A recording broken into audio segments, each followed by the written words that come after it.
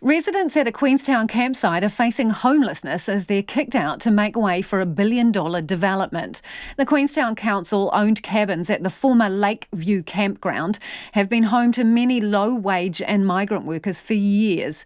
But those homes are due to be vacated next month for a $1 billion development, leaving many with no option but to leave town or become homeless.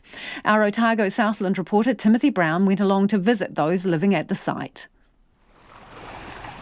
It's plain to see why the council doesn't want a run-down camping ground on the site. The cabins are an eyesore jutting over the $1 billion view of Lake Wakatipu. But while the cabins aren't much, for migrant workers such as Noriel Lasik, they are home. The scaffolder moved to Queenstown 5 years ago to be able to make a better life for himself and his family. His wife joined him here 2 years ago, but their 3 children, aged 9, 5 and 2, remain in the Philippines as they attempt to get residency and find a home. I have planned to bring my kids, but I have no house. How can I bring my kids, That's a problem. For the past 3 years, he has called the former camping ground home. The rent is cheap enough that he can send money home for his family, save for his future, and still afford to live. But now he has one more thing on his plate, as from October the 22nd, he'll be evicted. Where will you go from here? I don't know. I didn't find any house as of now. I don't know where I'm going. What if you don't have a place to move into by October 22? What are you going to do? Maybe I stay in my car. I just sleep on the car with my wife. Mr. Lasik is not alone. About 300 people live in the Lakeview cabins, and the council has told them they'll need to find somewhere else to live, with only a select few able to remain in cabins that will be knocked down at a later date. Cabins here range from $200 to $400 a week, while the average price for a 3-bedroom home in Queenstown is around $700. Su Zhang is among those who have to leave. She works in the town as a baker and will return to Korea after calling Queenstown home for the past 4 years. They only give us just 3 months notice, and find yourself, This bit really unfair. And then they said they do relocate people, but not all of them, it's a few. Among the lucky few to be relocated within the site is Marcelo Baptista and his family.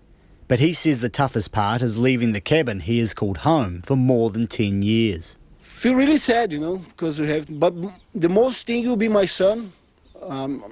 We've been talking for him, saying that we have to move, and he said, I don't want to leave my home, I was born here, and that's what I call home.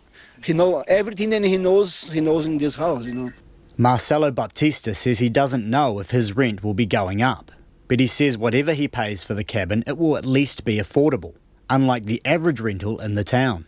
The average 3-bedroom home is now rented for more than $700 per week, but some go much higher than that. Dennis Navaska says he will be paying 3 times what he is now when he moves out of the cabin he shares with his wife, his parents and his children. I was sad that we're going to live here because this is the cheapest place in Queenstown. I just only rent here $215. Now I'm going to rent for $700 a week. So my wages for 1 week will be goes to house. So it's big adjustment for us. Mr. Navaska says other friends from the site have already left Queenstown for cheaper options like Christchurch and Nelson. Queenstown Lakes District Council Chief Executive, Mike Thielen, says the site was never meant to be for long-term accommodation, and many of the cabins are past their reasonable use-by date. Once fully developed, the site will provide 1,500 housing units covering a range of price points. He says the council has ensured that housing stock is progressively reduced, so not all cabins will disappear immediately. Queenstown Lakes Mayor Jim Bolt says the changes have been signalled for years, even before he was mayor. He says he's more interested in finding appropriate long-term solutions for the resort's low-wage earners. They're the lifeblood of our economy. They're the folk who serve in the restaurants when you go there, the people who clean the motel and the hotel rooms. We just wouldn't work without them. So we've got to make sure they're looked after better. Jim Bolt says there have been attempts to develop worker accommodation that have fallen through in the past, but he's committed to working with the council and developers to find long-term solutions. For Checkpoint, Timothy Brown.